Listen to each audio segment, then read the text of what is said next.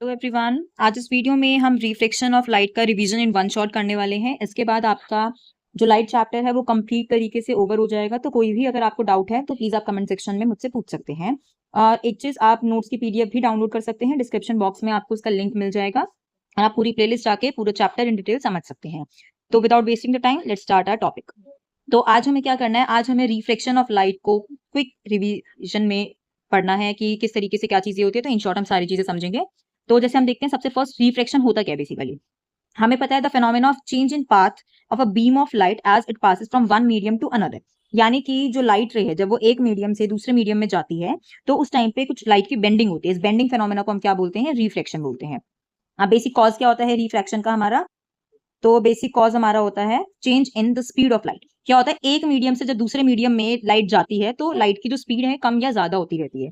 तो इस वजह से जो होता है रिफ्लेक्शन फेनोमेना होता है। ठीक है, आई होप आपको समझ में आ रहा होगा। तो कोई भी अगर दिक्कत है तो आप मुझसे पूछ सकते हैं, मैं इन डिटेल दोबारा आपको इस चीजें समझा दूंगी। नेक्स्ट है लॉज ऑफ रिफ्लेक्शन। तो लॉज में हमने पढ़े थे दो लॉ होते हैं। पहला तो जो लॉ होता है वो रिफ्लेक्शन वाला ही होता है सेम। इसमें क्या है, incident ray, reflected ray and the normal, they all lie in the same plane. आपको क्या करना है, इतना लंबा चौड़ा याद नहीं करना है, बस आपको ये करना है incident ray, reflected ray and the normal all lie in the same plane. Same plane का मतलब क्या होता है, ये क्या है, हमारे कोप्लेनर है। ठीक है। सेकंड लॉ जो है जिसको हम स्नेल्स लॉ के नाम से जानते हैं, जो मैंने आपको बताया भी था, मोस्ट इंपॉर्टेंट है। तो ये क्या होता है, ratio of sine of angle of incidence to the sine of angle of reflection. यानी कि sine i by sine r किसके इक्वल होता है, कांस्टेंट। और इस कांस्टेंट को हम क्या बोलते हैं, इस कांस्टेंट को हम बोलते हैं नीटा, यानी कि रिफ्लेक्टिव इंडेक्स। तो अब हम देखते हैं हमारा नेक्स्ट टॉपिक क्या है। नेक्स्ट इसके बारे में हमें यहाँ पर देखना है कि जो रिफ्लेक्टिव इंडेक्स यानी कि जो आपका नीटा होता है वो टू टाइप्स का होता है। पहला होता है एब्सोल्यूट, दूसरा क्या होता है, रिलेटिव। एब्सोल्यूट में मैंने ये चीज आपको पहले भी बताई है, एब्सोल्यूट का फॉर्मूला होता है c बाय v। इसका मतलब क्या है, आप स्पीड ऑफ लाइट लेते हो इन वैक्यूम और air to the speed of light in any other medium. तो इसका मतलब क्या है कि जो लाइट रे है वो एयर से किसी दूसरे मीडियम में जा रही है, जैसे वाटर में जा रही है या ग्लास में जा रही है, तो लाइट रे दूसरे मीडियम में जाती है, लेकिन एक मीडियम आपके पास यहाँ पर एयर दिया हुआ होगा, तो इसको हम बोलते हैं absolute reflective index. Number two होता है रिलेटिव रिफ्लेक्टिव इंडेक्स। तो रिलेटिव का मतलब यहाँ पर क्या होता है, रिलेटिव का मतलब मैंने आपको बताया था, इसका मतलब होता है दो चीजों को आपस में रिलेट करना। तो जब हम दो चीजों को रिलेट करते हैं तो इसमें दोनों की इंडिविजुअल स्पीड्स होंगी, यानी कि v1 बाय v2। तो इसमें क्या है, जैसे कि अगर लाइट रे है जो फर्स्ट मीडियम से सेकंड में जा रही है, मतलब नीटा क्या है 1 से 2 में जा रहा है, तो इसका फॉर्मूला क्या होगा, v1 अपॉन में v2। ठीक है। और अगर यही चीज 2 से 1 में जा रही होगी तो हम इसमें speed of light in medium 2 ऊपर रखेंगे और speed of light in medium 1 आगे रखेंगे नीचे। ठीक है। तो अब जैसे ये देखो, अगर आप इसको और इसको मल्टीप्लाई करते हो तो ये तो रेसिप्रोकल होने की वजह से कैंसिल आउट हो जाएंगे। जैसे देखो, फर्स्ट का क्या है, v1 बाय v2 और सेकंड है v2 बाय v1। तो ये जब कैंसिल होंगे तो क्या आएगा, 1। तो इससे हमें क्या पता चला यहाँ पर कि जो आपका ये फर्स्ट मीडियम से जब सेकंड मीडियम में लाइट रे जा रही है या उस मीडियम से वापस फर्स्ट में आ जाए तो इनका प्रोडक्ट आपका हमेशा क्या होता है, 1 होता है। तो यहाँ से हम नीचे देखते हैं क्या बोला है, बेंडिंग के बारे में आपको ये चीज बताई गई है। जब रेयर से डेंसर जाती है तो लाइट रे बेंड्स टुवर्ड्स द नॉर्मल, और जब डेंसर से रेयर जाएगी तो वो अवे फ्रॉम द नॉर्मल मुड़ जाती है। ठीक है। अब हम देखते हैं हमारा नेक्स्ट क्या है, नेक्स्ट है हमारे पास स्फेरिकल लेंसेज। तो स्फेरिकल में हमें पता है दो होते हैं, कॉनकेव होता है, कॉन्वेक्स होता है। तो जैसे कि अगर हम कन्वर्जिंग या डाइवर्जिंग नेचर के बारे में बात करते हैं तो जो कॉन्वेक्स लेंस होता है वो होता है कन्वर्जिंग। कन्वर्जिंग क्यों है, क्योंकि ये लाइट रे को फोकस कर देगा, जैसे मैंने आपको बताया भी था। जैसे ये पैरेलल लाइन है, ऑब्जेक्ट यहाँ है तो ये गई पैरेलल, तो फोकस से जाएगी ऑप्टिकल सेंटर वाली ऑप्टिकल सेंटर से, तो एटलीस्ट चाहे ऊपर से लाइन जा रही है चाहे नीचे से, वो जाके एक पॉइंट पे हमेशा मिलेगी ही मिलेगी। तो जब वो लाइट रेस को मिक्स कर देगा, मिला देगा एक पॉइंट पे, तो इस वजह से जो कन्वेक्स होता है वो क्या होता है, कन्वर्जिंग। ऐसे ही जो कनकेव होता है, कनकेव का काम क्या होता है, लाइट रे स्कैटर करना। जैसे पैरेलल गई, फोकस आगे है, पर लेंस में तो आर पार जाएगी ना, तो जाएगी तो पीछे ऑप्टिकल सेंटर वाली। ऐसे इमेज यहाँ बनी लेकिन लाइट देखो आप यहाँ से यहाँ स्कैटर हो गई, तो इस वजह से जो हमारा कनकेव लेंस होता है वो क्या होता है, डाइवर्जिंग। कुछ यहाँ टर्म्स है, देखो ऑप्टिकल सेंटर क्या है, लेंस का सेंट्रल पॉइंट। तो मैं एक बनाती हूँ उसमें आपको बताती हूँ। जैसे ये है, एक ये लाइन जा रही है, तो ये जो पॉइंट है ये हमारा क्या है, यहाँ पर ओ है। ठीक है। दो स्पेरिकल सरफेसेस है, दोनों में जो सेंटर्स होंगे, तो अगर जैसे अगर आप इसका पूरा करते हो तो एक यहाँ का हो गया, एक यहाँ का हो गया। तो अगर हम यहाँ देखते हैं तो एक सेंटर यहाँ, एक सेंटर यहाँ। इन्होंने C1 C2 बोला है, पर जो आपका C1 है वो एक्चुअली में क्या होता है, 2f1 होता है, और जो हमारा C2 होता है वो होता है 2f2। ठीक है। तो नेक्स्ट हमारे पास है यहाँ पर the principal axis. Principal axis क्या है, जो सेंटर से लाइन पास होती है। इसको एक बार क्लीन करके ना, क्लियर डायग्राम में आपको दोबारा बताती हूँ लेबल करके। देखो, जैसे कॉन्वेक्स है, बीच में ये आ गया, ये हो गया आपका ऑप्टिकल। ठीक है। ये आपकी जो प्रिंसिपल लाइन जा रही है ऑप्टिकल सेंटर से, ये हो गया आपकी प्रिंसिपल एक्सिस। फोकस क्या है, फोकस वही है जैसे यहाँ पर 2f1 था आपके पास, तो इन दोनों के बीच का पॉइंट जहाँ पे लाइट रे जो है अगर पैरेलल आई है तो वो सारी एक ही पॉइंट पे आपके मिल जाएंगे। इसी तरीके से कॉनकेव लेंस का भी प्रिंसिपल फोकस क्या है कि जब सारी लाइट रेज पैरेलल जाएंगी प्रिंसिपल एक्सिस के, तो वो जिस पॉइंट से डाइवर्ज होगी वो पॉइंट आपका क्या होगा, फोकस का। ऐसी फोकल लेंथ क्या होती है, जो फोकस तक का आपका डिस्टेंस होता है वो हमारी होती है फोकल लेंथ, जिसको हम स्मॉल एफ से डिनोट करते हैं। तो अब हम नेक्स्ट देखते हैं। नेक्स्ट है हमारे पास स्फेरिकल लेंसेज की साइन कन्वेंशंस। जैसे यहाँ पर अगर हम बात करते हैं, ये आपका लेंस है, ये हमारा क्या है, यहाँ पर ऑप्टिकल सेंटर है। तो जो भी डिस्टेंस आप मेजर करोगे यू, वी या फिर एफ, तो वो आप कहां से करोगे, ऑप्टिकल सेंटर से मेजर करेंगे। Distance measure in the direction of incidence of light, जहां से लाइट रे आएगी दैट इज कॉल्ड पॉजिटिव और वाइस वर्सा, मतलब डायरेक्शन किस तरफ जा रही है लाइट रे की, किस तरीके से फॉर्म होंगी, वो सारी आपकी पॉजिटिव या नेगेटिव रहेगी। जैसे अगर हम बात करते हैं तो यहाँ पर है लाइट रे अभी कहाँ जा रही है, प्लस की तरफ जा रही है, तो यहाँ से पास ऑन होके आगे निकल गई, तो ये चीज कहाँ गई है, पॉजिटिव एक्स की तरफ गई है, तो ये पॉजिटिव हो गई। और अगर नेगेटिव सामने वापस आती, सामने कैसे आएगी ये देखो आप, मैं बताती हूँ। तो अगर हम कॉनकेव की बात कर लेते हैं, ये इसका ऑप्टिकल सेंटर है, लाइट रे यहाँ है, पैरेलल गई तो सामने कहाँ आएगी, यहाँ, तो यहाँ आएगी। तो कॉनकेव के केस में ये चीज आपकी नेगेटिव रहेगी, और कॉन्वेक्स के केस में वो आपकी पॉजिटिव रहेगी। जो भी हाइट है अगर अबव है तो वो पॉजिटिव रहेगी, और ऐसे ही अगर बिलो है आपकी तो वो हम इसको नेगेटिव लेंगे। ठीक है, नेक्स्ट हमारे पास है रे डायग्राम्स कन्वेक्स लेंस के। अगर आप लोगों ने कनकेव मिरर के डायग्राम्स किए हैं तो आपको ये कंसेप्ट बहुत इजी रहेगा। मोस्ट प्रोबेबली दोनों चीजें सेम है, इतना कुछ नहीं है। अगर आप रे डायग्राम और उसके केसेस कैरेक्टरिस्टिक्स बेसिकली जो मैंने यहाँ पर मेंशन भी किए हैं, तो ये चीजें अगर आप कर लोगे तो बहुत इजी हो जाएगा आपके लिए। तो हम देखते हैं रे डायग्राम्स। तो सबसे फर्स्ट केस हम ये यहाँ से स्टार्ट करते हैं। हमने क्या देखा था, हम कहाँ रखेंगे, फोकस और सेंटर ऑफ कर्वेचर के बीच में। सेंटर ऑफ कर्वेचर नहीं आएगा यहाँ पर, ऑप्टिकल सेंटर ओ आएगा। तो ओ और एफ के बीच में जब ऑब्जेक्ट रखी, पैरेलल गई तो फोकस से पास हो जाएगी, एक जाएगी हमारी सेंटर से। तो जब आपने इसको बैकवर्ड डायरेक्शन में एक्सटेंड किया है तो ये इस पोजीशन पे मिल गई। इसका मतलब क्या, ऑब्जेक्ट रखी है फोकस और ऑप्टिकल सेंटर के बीच में, तो वो इन फ्रंट बनेगी और वर्चुअल इरेक्ट होगी। नंबर 2, ये तो मैंने आपको पहले भी बता रखा है, focus is equals to infinity, आप लोग याद कर लो। जहां फोकस वहां इन्फिनिटी, और जहां इन्फिनिटी वहां फोकस। तो फोकस पे रखेंगे तो ऑब्वियस है वो कहां पर आपका रे डायग्राम बनेगा, इन्फिनिटी पे बनेगा। नेक्स्ट हम देखते हैं between F1 to F1। Between का केस भी मैंने आप लोगों को समझाया था। जब बिटवीन का केस आता है तो वो हमारा हमेशा क्या देता है आपको, इमेज बियॉन्ड देता है।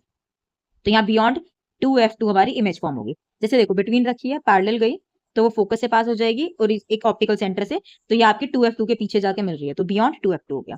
अब 2F1 पे रखेंगे। 2F1 का आप केस ऐसे लगा के चल सकते हो कि सेंटर वाली ऑब्जेक्ट है तो सेंटर पे रहेगी, तो यहां से जब आप 2F1 पे रखेंगे तो इमेज हमारी कहां फॉर्म होगी, 2F2 को। तो नेक्स्ट देखते हैं, नेक्स्ट आपको दिया है बियॉन्ड। अब जैसे हमने यहाँ पर किया था कि बिटवीन था तो हमने बियॉन्ड इमेज बनी थी, अब बियॉन्ड रखोगे तो बिटवीन बनेगी। तो अब आपकी कहां बनेगी, बिटवीन F2 एंड 2F2। ठीक है, तो देखो बियॉन्ड रखा, पैरेलल गई, फोकस से पास ऑन ऑप्टिकल सेंटर से, तो ये आपकी F और 2F2 के बीच में बन जाएगी यहाँ पर। ठीक है, और इन्फिनिटी वाली का तो मैंने बता रखा है, जहां इन्फिनिटी वहां फोकस। तो इन्फिनिटी के मतलब पैरेलल लाइन आती है वो हमेशा फोकस पे कन्वर्ज कर जाती है। ठीक है, तो ये हमारे हो गए हैं यहाँ पर कॉन्वेक्स लेंसेज के रे डायग्राम। तो एक बार हम इसको कैरेक्टरिस्टिक टेबल में भी रिवाइज कर लेते हैं। आई होप यहाँ तक आपको सब कुछ समझ में आया होगा, और जिन जिन लोगों ने ये चैप्टर यहाँ तक समझा है, पढ़ा है, तो उनके लिए इजी भी होगा इसको सबको रिकॉल करना। तो अब हम देखते हैं, नीचे से स्टार्ट करते हैं। ये चीज मैंने आपको वैसे भी रिफ्लेक्शन ऑफ लाइट वाले में भी जब कैरेक्टरिस्टिक टेबल कराई थी तो वहां पर भी ये चीजें आपने बहुत अच्छे से समझी थी, तो सेम चीज यहाँ पर रहेगी। देखते हैं, पहले है बिटवीन फोकस और ऑप्टिकल सेंटर। तो बिटवीन है तो इन्होंने बोला beyond F1 on same side, तो आप इसको ये भी लिख सकते हो कि इन फ्रंट हो। ठीक है, ये बड़ी बनेगी और सीधी सीधी इकलौती इसी केस में बनेगी। तो अगर कभी न्यूमेरिकल ऐसे आ जाता है कि वर्चुअल इरेक्ट बनी है और कॉन्वेक्स लेंस दिया है, तो आपके पास केस क्या होगा उसका, फर्स्ट। अब बाकी सबका नेचर तो रहेगा उल्टा, ये तो आप याद रखो, क्योंकि देखो राइट साइड पे जा रही है तो नीचे की तरफ इमेजेस बन रही है ना, और जब नीचे की तरफ बनेंगी तो वो रियल इन्वर्टेड रहेगा। फोकस वाली इन्फिनिटी पे है तो इन्फिनिटी वाली फोकस पे है, एक दूसरे के वाइस वर्सा है। ऐसे ही बिटवीन F1 एंड 2F1 है तो बियॉन्ड बनती है, बियॉन्ड रखते हैं तो बिटवीन बनती है, ये भी एक दूसरे के वाइस वर्सा हो गए।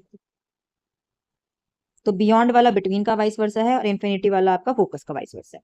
ठीक है, तो अब हम देखते हैं 2F1 2F2, ये तो आप इक्वल्स टू का केस लगा लो, सेम पोजीशन सेम साइज। अब देखो फोकस पे रखा है तो इन्फिनिटी पे बना, इन्फिनिटी तो बहुत दूर हो गया, हमें नहीं पता लाइट रेज मिलेंगी भी नहीं मिलेंगी, तो यहाँ पर जो साइज होता है वो होता है हमारा हाईली एनलार्ज। ऐसे ही जब वो बियॉन्ड 2F2 बनती है तो इसके कंपैरेटिव साइज बड़ा होता है तो एनलार्ज रहेगा। अब देखो बियॉन्ड 2F1 रखा है तो बीच में बना है, तो इसको ना रिवर्स केस है ना, तो कैसे याद रखना है, अगर वो बियॉन्ड बनती है तो बड़ी बनेगी, लेकिन बिटवीन है तो वो छोटी हो जाएगी। ऐसे ही फोकस से जब इन्फिनिटी पे बनेगी तो वो बहुत बड़ी रहेगी, तो इन्फिनिटी से जब वो फोकस पे आएगी तो वो बहुत छोटी हो जाएगी, यानी हाईली डिमिनिश्ड। और नेचर सबका क्या रहेगा आपका, रियल एंड इन्वर्टेड। बस पहला केस है जहां पर आप वर्चुअल और इरेक्ट करते हो। ठीक है, अब हमारे पास बस कुछ ही टॉपिक्स बचे हैं। कनकेव लेंस के बारे में बताना है, इसके रे डायग्राम, लेंस फॉर्मूला, और जो हमारा लास्ट टॉपिक है वो क्या है, पावर ऑफ लेंस। तो अब हम देखते हैं कॉनकेव लेंस। इसमें हमने सिर्फ दो ही केसेस किए हैं, तो दो ही केसेस के अंदर इन दो केसेस के अंदर हम देखते हैं सबसे फर्स्ट एक तो इन फ्रंट रखना है, एक इन्फिनिटी रखना है। तो फ्रंट पे रखते हैं तो ऑब्जेक्ट हमेशा फ्रंट पे बनेगी। देखो पैरेलल जाएगी तो हमें ये पता है कि इसका फोकस तो आगे है, तो लाइटर कहाँ आ जाएगी, आगे आ जाएगी। तो एक्चुअली में देखा जाए तो ये तो यहाँ से मैं पीछे से कैसे दिखेगी लाइटर, डाइवर्जिंग नेचर में दिखेगी, क्योंकि वो लाइट को स्कैटर कर देगी। ठीक है, ऐसे इन्फिनिटी वाली है तो इसका फोकस आगे है तो ये आगे आएगी, तो इमेज यहाँ बनी, लेकिन लाइटर आपको कैसे विजिबल होगी, स्कैटर, यानी कि इसी वजह से जो इसका नेचर होता है वो क्या होता है हमारा, डाइवर्जिंग। ठीक है, अब हम हमारे लास्ट, पहले हम कैरेक्टरिस्टिक्स के बारे में पढ़ते हैं, फिर हम लेंस फॉर्मूला पे जाएंगे। तो देखो इन्फिनिटी पे रखा तो कहां पर बनी, फोकस पे, और बहुत छोटी, क्योंकि इन्फिनिटी से जब फोकस पे आती है तो साइज का वेरिएशन बहुत ज्यादा आ जाता है, तो वो हाईली डिमिनिश्ड हो जाती है। और इस केस में आपको याद रखना है, जब भी आपके पास न्यूमेरिकल आता है, अगर इनकेस आपको लेंस नहीं दिया, बस ये दिया है कि लेंस है उसमें वर्चुअल एरिया ही बनी है और ऑलवेज वर्चुअल एरिया बनती है, तो जब ऑलवेज का केस आएगा इसका मतलब हमारे पास जो लेंस दिया है वो कौन सा है, हमारा कॉनकेव लेंस। ठीक है, ऐसे ही देखो between infinity and optical centre बोल लो, या फिर आप इसको ये भी बोल सकते हो कि इन फ्रंट।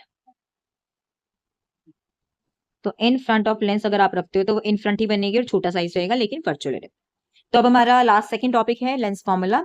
आई होप आपको ये सारी चीजें क्लियर होंगी। रे डायग्राम्स, तो रे डायग्राम्स में बस बेसिकली ना आपको क्या याद रखना है कि आप ये देख लो कि एक मतलब किस तरीके से हमारी जो रेज हैं वो कैसे बनती है, कि पैरेलल है तो फोकस से जाएगी और एक ऑप्टिकल सेंटर से, तो बस आप रे डायग्राम्स आपके लिए बनाने फिर बहुत ईजी हो जाएंगे।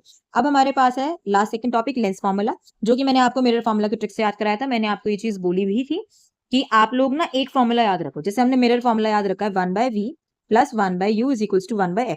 जब आपको मिरर फॉर्मूला याद होगा तो लेंस तो अपने आप ही हो जाएगा ना, प्लस की जगह आप माइनस सब्स्टिट्यूट कर देना। ऐसे ही अगर हम मैग्निफिकेशन की बात करते हैं तो हमारी लेंस के केस में मैग्निफिकेशन क्या होती है, जैसे मिरर में माइनस था तो इसमें हो जाएगा प्लस का v/u = hi/h।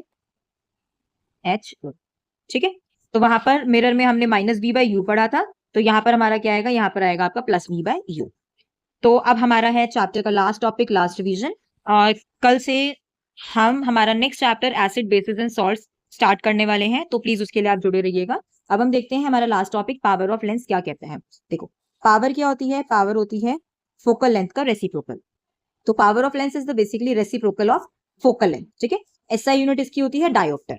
तो अब आपको एक चीज याद रखनी है, अगर आपकी पावर पॉजिटिव है तो हमारा जो लेंस होगा वो होगा कॉन्वेक्स, और अगर ये आपकी नेगेटिव है तो वो हो जाएगा कॉनकेव।